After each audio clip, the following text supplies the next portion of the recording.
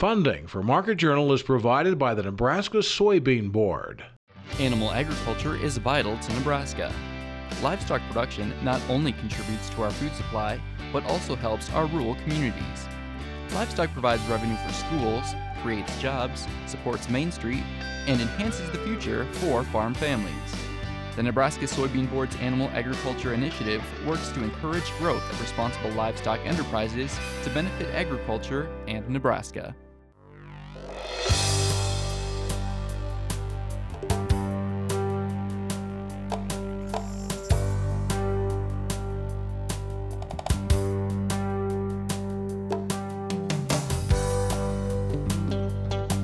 Market Journal, television for making agricultural business decisions, is a presentation of the University of Nebraska-Lincoln Extension, where you can know how, know now. Promotional support is provided by the Nebraska Farmer magazine, and major funding for Market Journal is provided by the Nebraska Soybean Board. The Soybean Checkoff, growing opportunity from the ground up. Welcome to this week's edition of Market Journal. I'm Jeff Wilkerson. This week, Jeff Peterson looks at corn and soybean markets after major USDA releases. Brad Lubin updates us on the process of the Farm Bill. Al Dutcher forecasts what looks to be another hot week, and we'll show you how China is affecting world agriculture. Wheat harvest is underway and ahead of schedule across most of the state. At the Agricultural Research and Development Center near Meade on Tuesday, Husker Genetics was taking out a portion of their 300 to 400 acres of wheat. The UNL Foundation Seed Division grows 6 varieties that'll be sold to registered seed growers in Nebraska, South Dakota, Wyoming, Colorado, and Kansas. All wheat at the ARDC is cleaned and graded for seed size, with all of the chaff and straw removed. Combines are cleaned by hand before moving on to a different variety. Jeff Peterson from Heartland Farm Partners is our marketing analyst this week. Corn and soybean markets saw a huge lift early Monday due to continuing weather concerns. We talked with Jeff on Friday morning after the USDA released its much anticipated numbers on both grain stocks and planted acres. Maybe the major surprise this morning is that there really wasn't any surprise at all. As we look at these numbers, it's about what the trade was guessing. A little over in some aspects, but really, Jeff, there isn't anything to really be shocked about this morning. You know, there isn't, and that was, I think, what the trade was really wanting to see, is that is there anything that's going to be a big surprise, or can they get back to trading weather? And that's exactly what they got today. And we'll talk about that weather. Let's look at some of the numbers, and when we look at acreages, a lot of traders were expecting both to go up, both corn and bean acreage to go up, and corn goes up about 500,000 acres. Bean goes up just a little over 2.5 million acres. So there are some farmers out there finding extra acres, but no major change to the market because of it? No, there really isn't as of right now, and I think the big reason is that everybody's still focused on what is the yield going to be. There is a couple things that we need to talk about in soybean acres, though. The soybean acreage numbers are assuming a certain amount of double crop acres. This report did run through the middle of June, and as of the middle of June, yet in some areas they may have been considering double crop. But we're questioning right now. We're wondering if actually through some special surveys later on that bean number may actually come down. And when we look at yield, is anyone even looking at the corn acreage, or is it just all about yield right now? You know, it is all about yield right now, and the attention's also thinking about, with prices going higher, what's the demand going to do? And I'd say in particular on yield, all the focus is on the corn yield. Very few people are talking about the soybean yield, but that's going to be more important as we go forward. How so? How can it play in? Yeah, I think the biggest thing on the soybean yield is the fact that if we just adjust 1 bushel per acre, and that can be a real easy adjustment on soybeans with some dry conditions, that means 70 million bushels less. And we're already dealing with a situation on soybeans where stocks are tight. They're getting tighter on the old crop, and they're extremely tight on the new crop. And the other thing you mentioned before we went on air was corn harvested acres is going to be extremely high this year, or at least projected to be extremely high this year. Yeah, and I'm glad you brought that up. What USDA currently is using is they're using a percentage of about 92.9%. And what happens when we end up having a situation like this where acres are dry and not all those acres are going to be harvested. To give you an example, we looked back in the research, and back in 1988, that percentage fell all the way back to 86%. And in addition, in 2002, that percentage was about 87.6%. Now, to put that in perspective, if we would just drop that percentage from 92.9 to 91.9, that's a 150 million bushel difference on the bottom line, not changing anything else. Let's take a look at the stocks numbers that USDA also came out with today. Corn stocks are down 14% from June 2011. Soybean stocks are up 8%. Soybeans really held on well. They saw more acres and they saw stocks up from 2011. Yeah, and I think what was able to give them the support that was needed is everybody's looking at the stocks number and they're going, well, a few more stocks, 20-some million, 30 million more bushels, depending on what, as you look at the numbers. But they're also thinking, you know what, China's been in there buying, and they're buying a lot, and we're really the only game in town right now. South America is virtually out of soybeans. So I think everybody's anticipating that we're going to see actually USDA raise exports. So they're not so worried about the bean stocks. How much is South America playing in still? We knew a few months ago that margins down there, or at least yield down there, was going to be hit. How much is that still going to play in as we go forward? It's going to be a big deal going forward, because what it's done is that because of the problems that they had, there has even been some talk that there could be soybeans leaving the U.S. and actually going down to South America, which usually it's the opposite talk that affects the market, but that is being talked about. What it does, it puts the U.S. in a position that we're going to be the only game in town as far as the exports go until they have their new crop. And we won't see bushels coming out of there again until probably the first part of March or even the latter part of March. So there's a long time where, we are the only game there. Stepping away from these numbers for a second, what are you seeing right now in ethanol margins? We've had news about 2 plant closings here in Nebraska over the past few weeks. What do those margins look like? Yeah, what we're going to end up having to see is that margins right now, they are negative when you take into account all plant costs. Depending on the plant, one thing that's happening here, though, distillers grain is going up, so that's actually coming back and giving them some revenue.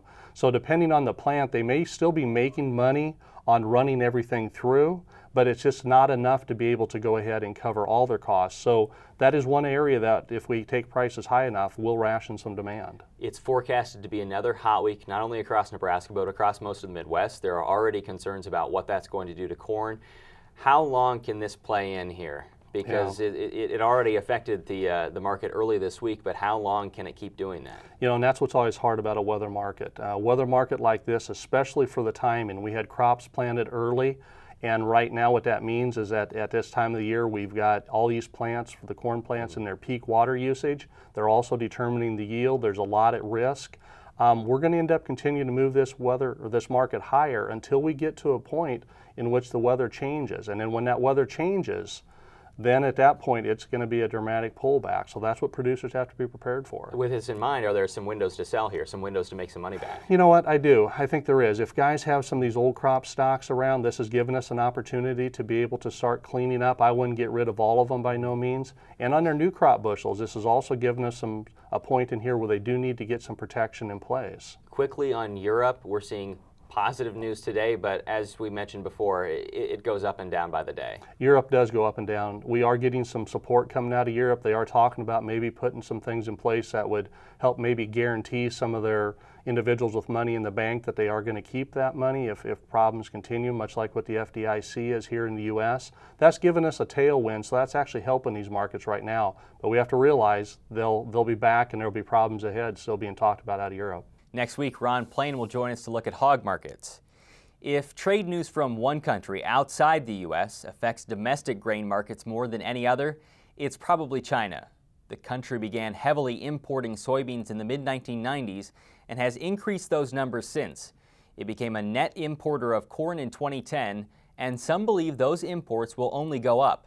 As you'll hear from industry leaders and academic experts, the massive country with rising influence needs to partner with other nations to meet its demands. This is only one of many streets in Shanghai. It's also one of the reasons that China is a major player in world agriculture. Crowded streets and congested sidewalks, each getting busier by the day. This country of 1.3 billion people holds nearly 20% of the world's population. And that population is not only growing, but also growing in the middle class. More people with higher incomes are asking for a diet with more protein. Even though China is a large agricultural producer in its own right, it's just not big enough to fill that demand. Well, what's interesting actually about China, China is the largest pork producer. It's the largest wheat producer. It's the second largest corn, fourth largest soybeans, etc. But most of production and consumption remains local. When it comes to food, China isn't self-sustainable. There are too many people and not enough land. Its rural population is rapidly moving to larger cities at a pace of 15 to 20 million people per year. The country's overall growth, while perhaps disappointing to some, is vastly greater than what the U.S. sees at home. They're growing, for example, at 9, 10, or 11% per year. In the United States, if we were to grow at 2.5% per year in 2012, we would be very happy. Okay, they're growing at 3 to 4 times what we are, and they want to sustain that. Maintaining an adequate food supply means importing agricultural goods, such as U.S. soybeans, to feed livestock, such as pork, in country. But this policy wasn't seen before the mid-1990s, when China realized instead of growing a wide variation of crops, it would narrow its attention to a select few. So they shifted their focus away from a lot of the crops and really focused on 2 major important crops for them, maize and rice, and let soybeans go. The country is now the destination for 60% of world soybean exports, with Brazil and the United States as the leaders. Many of those soybeans are crushed in China. The oil has many uses, including cooking oil. The meal helps to feed over 600 million hogs. As a point of reference for the size of China's pork production, the second leading pork-producing country in the world, the U.S., is 5 to 6 times smaller, and Chinese intake in that sector continues to grow. Pork consumption there has doubled since 1990. While the U.S. is important to that industry and others, China isn't relying solely on the United States or Brazil or Argentina or any other nation to meet its food needs. To fill the diets of an increasing nation, China is making foreign investments in land and warehouses to complement its trade. You need the protein to feed the people in China. Therefore, China now today is aggressively going overseas and buying the land, buying the warehouses, and also looking for reliable partners that they can supply the protein to China on a sustainable basis. China needs a lot of grain. Many wonder why China doesn't use genetically modified crops to produce more bushels. While China does import GM corn and soybeans, it doesn't produce any domestically. Jenny Shen is the Director for Business Affairs and Business Development with Pioneer China. She thinks China is waiting until it can optimize regulation and allow local seed companies to compete in a developed market. I believe GM trade commercialization approval in China is just sooner or later. I actually personally believe it will be sooner. However, China's evolution, China's development has to be on at China's pace when government feel they are ready. Until that time, major grain producers will vie for Chinese business. Big business when it comes to soybeans. The USDA's numbers show China bought 895 million bushels of U.S. soybeans for 2010-2011. That's 7 times more beans than Mexico bought as the United States' second leading customer. But does the potential for lucrative sales lead to a natural competition between the U.S. and Brazil? I'm not so sure, in a bull market, that competition is maybe the operative word. China will be sitting there saying, do I want a U.S. bean or do I want a Brazil bean? But they don't have a choice. They got to buy beans. They're going to buy. At least from somewhere, and especially if current consumer preferences stay consistent. For farmers in the Midwest, producing desirable grains like corn and beans, the Chinese market looks bright. Though how long the window of opportunity remains open is unsure. As one analyst says, China may match demands in some areas, but with increases in population and income, the country can't meet its growing needs without help. Ultimately speaking, China has very limited arable land. Only about 15% of the country is usable for crops. The rest is desert or forest. And so if you factor in the fact that it has maybe very small percentage of arable land with a large growing population and a population that's also joining the middle class, there's no way they can be efficient and be self-sustainable. You'll see more of our coverage from China throughout the next month, including next week when we'll show you our trip to a grain port outside of Shanghai. For the 12th week in a row, the average retail price of gasoline has fallen, this time to $3.44 per gallon. Over the span of those 3 months, gasoline has fallen off its April high by 50 cents. Diesel fuel has followed a similar path, its price lowered this week for the 11th straight time. The national average of $3.68 a gallon is 21 cents lower than this time last year. We recently talked with UNL Extension plant pathologist Tamra Jackson-Ziems about Gossis wilt disease in corn. According to Jackson-Ziems, there are other foliar diseases emerging in fields, including gray leaf spot. Gray leaf spot is our most common and important foliar fungal disease that we have across the Midwest. And foliar fungicides applied around tasseling or shortly thereafter within 2 or 3 weeks have given us the best and the most consistent results. There's a number of different products, many of which have multiple modes of action now, and that's great news because it helps us minimize the potential for resistance development. And so a lot of our products have combinations of the strobilurin and the triazole fungicides, and that gives you the best combination of protection and reduced resistance. Jackson-Ziems stresses the importance of utilizing proper integrated pest management practices when applying fungicides. Producers should make sure they rotate their modes of action and avoid repeated applications that are off-label. Senators last Thursday passed the Agricultural Reform, Food and Jobs Act of 2012 by a vote of 64 to 35. The Senate's version of the Farm Bill aims to cut $23 billion over 10 years. We talked with UNL Extension Public Policy Specialist Brad Lubin this week about the Senate's bipartisan bill and about how the House of Representatives might act on their own. There was debate in the Senate on the floor, several amendments proposed, and in fact the Senate did something that's increasingly rare in Washington, which is pass a bipartisan bill. The major changes that we did see coming in the Senate version from what was earlier discussed in committee, there is continued focus on commodity programs. There were tighter payment limit amendments proposed and added to the bill. There were some additional changes to crop insurance, some restrictions on crop insurance premiums for higher income producers, some additional restrictions on conservation compliance that would be required of producers participating in crop insurance. Both really a focus that tightens down the commodity program safety net just a little bit more than what was originally proposed. And before this, we had talked so much about farmers are okay with going with direct payments, at least in this area, but they wanted crop insurance kept as a safety net. What does crop insurance look like now, or at least going forward? Well, crop insurance in some sense is largely intact going forward, at least in the Senate version. It is clearly the foundation of the safety net. That was presumed going into this Farm Bill debate, and that clearly stands out in the Senate version of the bill.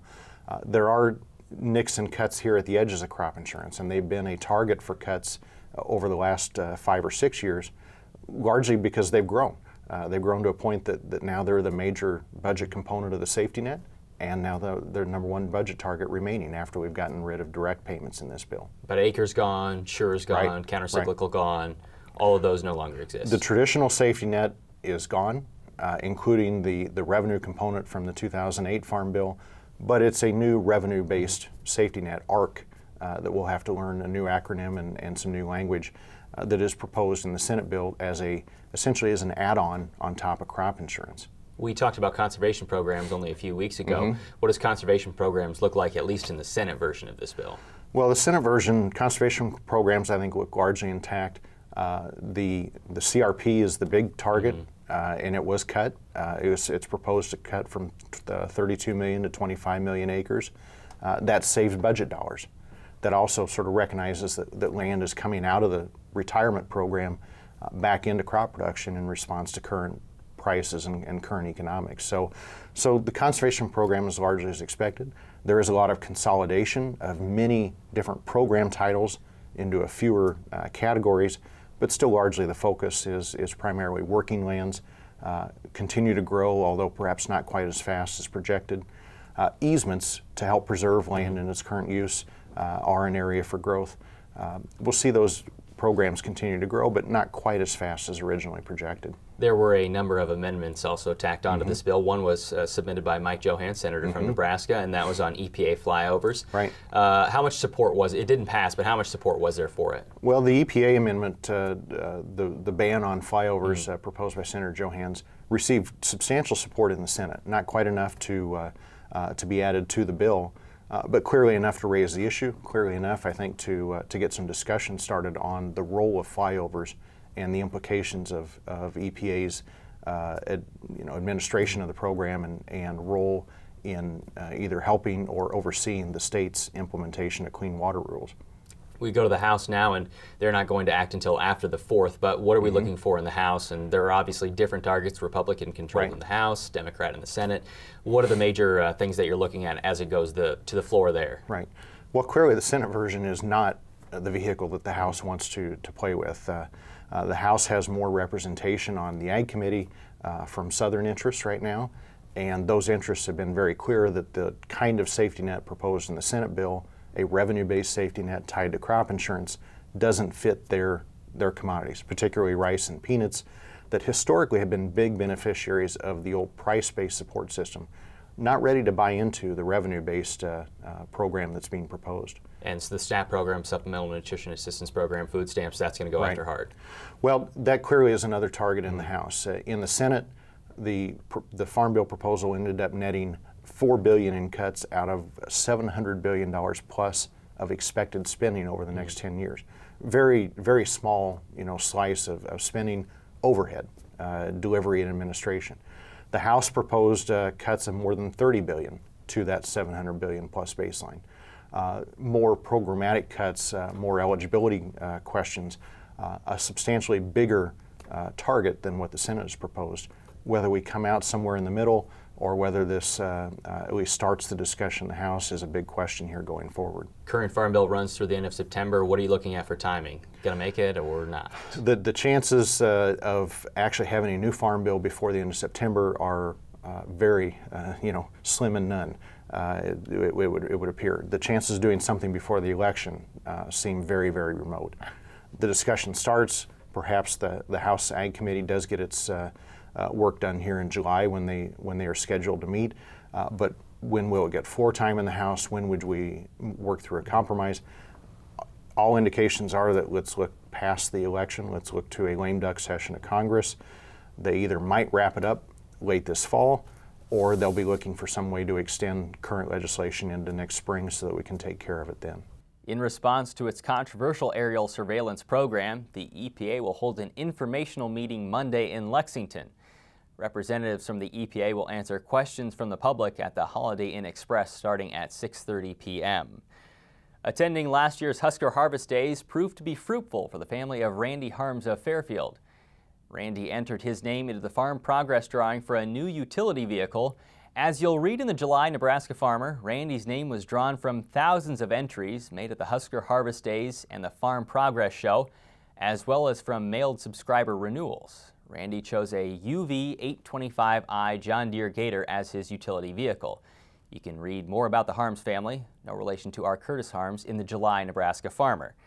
High temperatures again reached triple digits this week with little precipitation spread throughout the state. With this week's forecast, here's UNL Extension state climatologist Al Dutcher. Well, folks, here we are again. It's time for the weekly forecast. Before we get the forecast, we'll take a look back at this last week. Pretty simple, straight analysis. Very hot conditions. We did see a little bit of light scattered thunderstorm activity across the state, but a lot of it evaporated before it hit the surface. And of course, we've seen the problems in the central Rockies with the forest fires, and we've seen some dry lightning strike fires here in Nebraska. And this situation is really getting out of control in terms of the temperatures.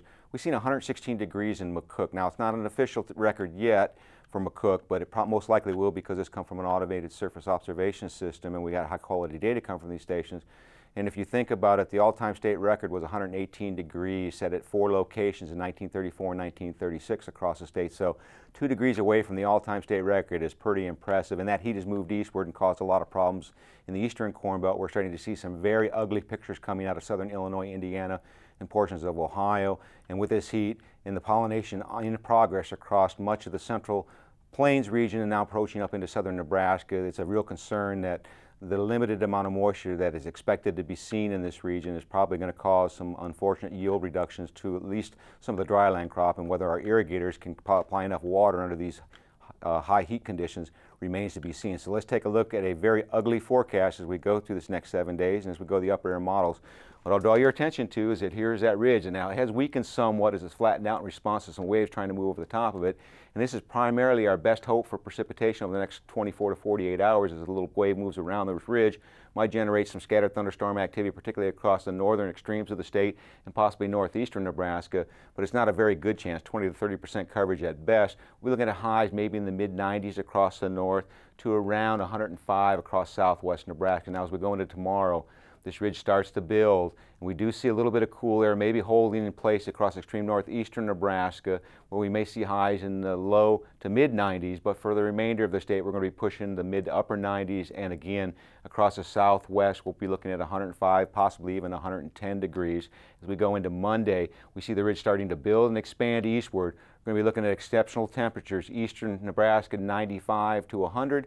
As we go into western Nebraska, widespread 100 to 105 degree readings with probably an isolated 110 degree reading. Unfortunately, not much in the way of any significant moisture expected. It looks like it's going to stay up in the Dakotas. As we go into Tuesday, pretty much status quo, same type of temperature regime, mid to upper 90s east, 105 out west. As we go into Wednesday, which of course is the 4th of July, widespread heat across the region, 95 to 100 east, 105 west, and that heat's going to expand into the eastern Corn Belt as the week progresses. We'll be looking at the same thing on Thursday, very hot conditions, and the same thing on Friday, a broken record. 8 to 14 day forecast takes us from the end of next week to the following Tuesday. The hot conditions continue, and really no significant relief in terms of precipitation.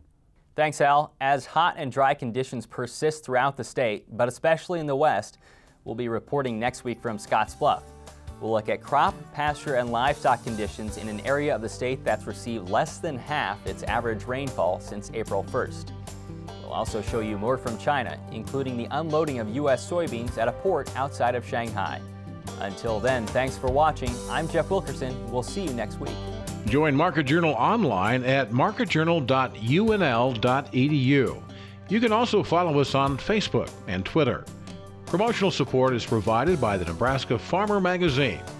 Funding for Market Journal is provided by the Nebraska Soybean Board. The Soybean Checkoff, growing opportunity from the ground up. Market Journal is produced by the University of Nebraska-Lincoln Extension, where you can know how, know now. Funding for Market Journal is provided by the Nebraska Soybean Board. America's export of soybeans helps the U.S. maintain a positive agricultural trade balance.